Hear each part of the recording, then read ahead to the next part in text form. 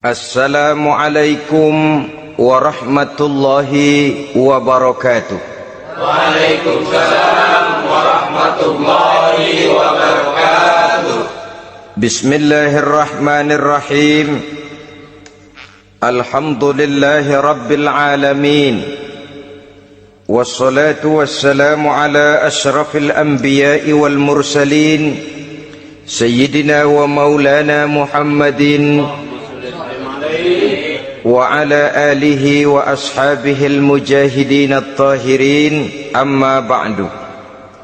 Saudara-saudara kaum muslimin seiman dan sekeyakinan yang berbahagia, pada suatu hari seketika sedang berkumpul dengan para sahabat, Rasulullah pernah memberikan peringatan. Kita korbankan yang sedikit, kita korbankan yang besar karena kita memilih yang sedikit.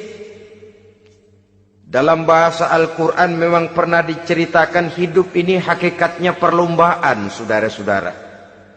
Perlombaan. Dan di dalam perlombaan itu ada yang menang, ada yang kalah.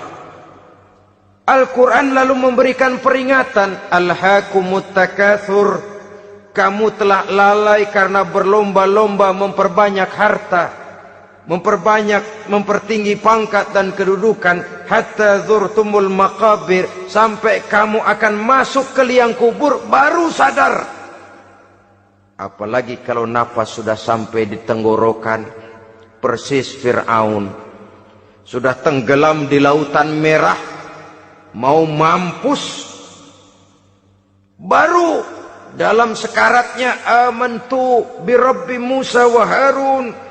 Kalau begini caranya, saya juga percaya kepada Tuhan Musa dan Harun, percaya kepada Allah. Sudah mau mati, baru amantu bi Rabbi Musa, kami percaya kepada Tuhan Nabi Musa, kata Fir'aun. Malaikat maut kesal benar, dilelepin terus di laut, mampus tuh sekalian. Hidup ini memang kita berlomba, berlomba dengan waktu, berlomba dengan umur, berlomba dengan tenaga, berlomba dengan tetangga. Yang jangankan kita sampai mundur, berhenti saja sejenak, kita akan ditinggalkan oleh yang lain. Tiada kata mundur, bahkan tiada kata berhenti. Sekali kita melangkah, melangkahlah terus. Tapi berlombalah seperti yang dikehendaki Quran, fastabiqul khairat, berlomba-lombalah di dalam kebajikan. Jangan berlomba-lomba di dalam kemaksiatan, kemunkaran, kejahatan. Berlombalah dalam urusan kebaikan. Saudara-saudara kaum muslimin rahimakumullah, tauhid, berbakti kepada ibu bapa, kemudian pendidikan tentang moral. Apabila pendidikan tentang moral sudah tertanam, barulah lihat bakat si anak, kemana bakatnya. Anak saya kelihatannya dari kecil demennya main bedil-bedilan saja. Abri kali itu. Kirim ke Magelang, masukkan akabri. Tapi dengan syarat 3 itu tadi. Iman sudah tertanam, rasa bakti kepada ibu bapak sudah ada, dan punya nilai moral. Sehingga boleh jadi nanti dia menjadi jenderal yang beriman, yang berbakti kepada ibu bapaknya, dan punya moral yang tinggi. Kan lebih baik rakyat rendah tapi akhlaknya tinggi, daripada pejabat tinggi tapi moralnya rendah. Jauh lebih baik rakyat rendah punya moral tinggi ketimbang pejabat tinggi punya moral rendah. Nilai moral ini yang jadi ukuran dan barometer di masyarakat. Yang ini yang sering kita lupakan, bahwa kehancuran satu bangsa dimanapun di dunia ini selalu dimulai dengan kehancuran moral daripada bangsa itu sendiri. Sekarang membina nilai moral ini berat. Gadis kita, remaja, putri, diberikan pakaian jilbab, mungkin dia sendiri masih setengah-setengah, ditambah lagi oleh ledekan temennya. Jilbab lah kuno, bau sorga lah, bau masjid lah, bau menyan lah. Ditanamkan rasa malu untuk hidup dekat dengan agama. Kalau moral semacam ini sudah tertanam, sedikit demi sedikit kita mulai mengucapkan selamat tinggal kepada agama. Dan kemalangan apa yang lebih malang? kalau kita sudah jauh dari agama ini? Bukankah Islam telah menyelamatkan manusia dari penyakit jahiliyah dan membawanya kepada satu kehidupan yang maju dan modern? Kalau kita tinggalkan Islam ini, bukankah artinya kita akan kembali kepada satu zaman jahiliyah? Hanya saja jahiliyah itu berada di abad modern. Versinya tentu lebih modern. Kalau zaman jahiliyah dulu mabuknya pakai arak, zaman sekarang sudah macam-macam orang bisa mabuk. Kalau zaman jahiliyah dulu anak perempuan dikubur hidup-hidup, zaman sekarang kadang-kadang belum sempat lahir ke dunia, malah sudah dibunuh lebih dahulu. Versinya saja yang berbeda. Kalau di zaman jahiliyah dahulu manusia menyembah batu yang bernama Latta, Uzza, Manat dan Hubal, di zaman jahiliyah modern sekarang ini orang sering menyembah kepala bagiannya, sering menyembah atasannya, sering menyembah komputer, sering menyembah teknologi modern yang lebih diyakininya daripada Allah sebagai keyakinan sentral di dalam hidupnya. Saudara-saudara kaum muslimin rahimakumullah. Jadi yang ketiga, nilai moral yang ditanamkan kepada anak-anak kita supaya dia bisa menghadapi tantangan-tantangan hidup yang semakin berat ini dengan tetap berpegang teguh kepada nilai-nilai moral yang diwarnai oleh jiwa keimanannya yang bersumber dari ajaran agamanya. 3. Kemudian yang keempat, barulah tatanan kehidupan sehari-hari. Apa kata Luqman? Ya bunayya aqimis shalah. Setelah bertauhid, berbakti kepada ibu bapa, punya nilai moral. Ya bunayya aqimis shalah, nak dirikan solat.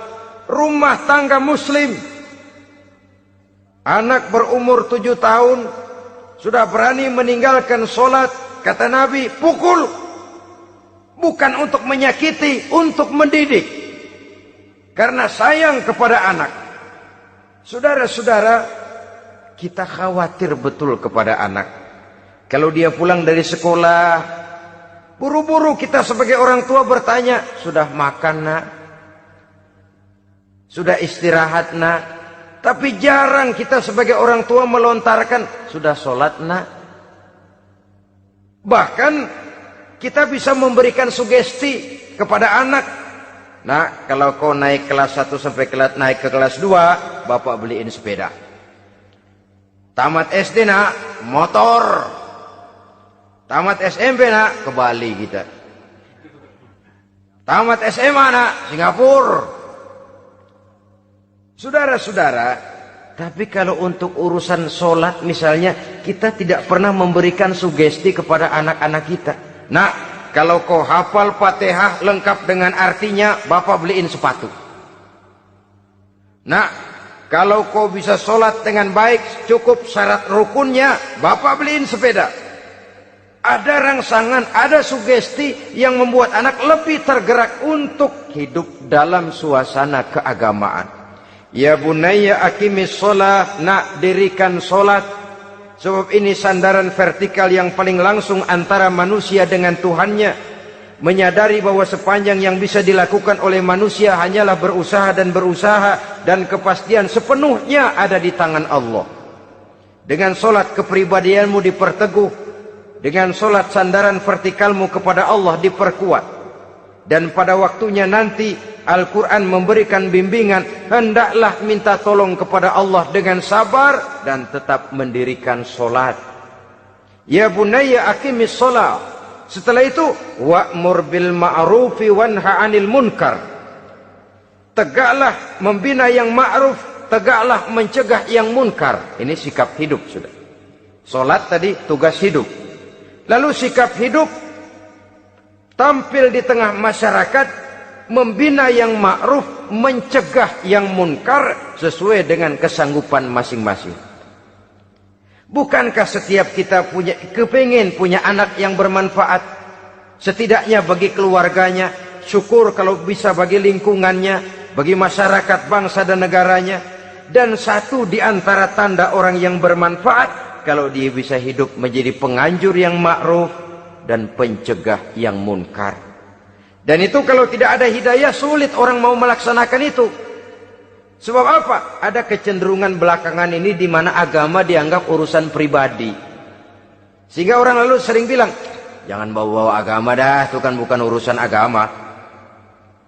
Ini sudah ciri berpikirnya sekuler. Jangan bawa-bawa agama. Agama urusan pribadi, artinya orang mau sholat mau enggak jangan bilang apa-apa dah, urusan dia sendirian.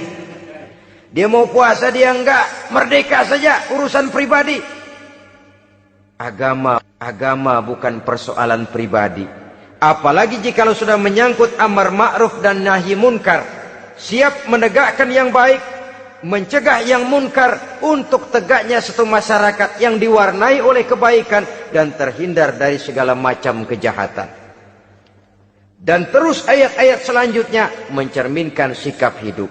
Namun yang intinya cara mendidik anak yang baik yang dicontohkan oleh Al-Quran dengan Luqmanul Hakim sebagai model.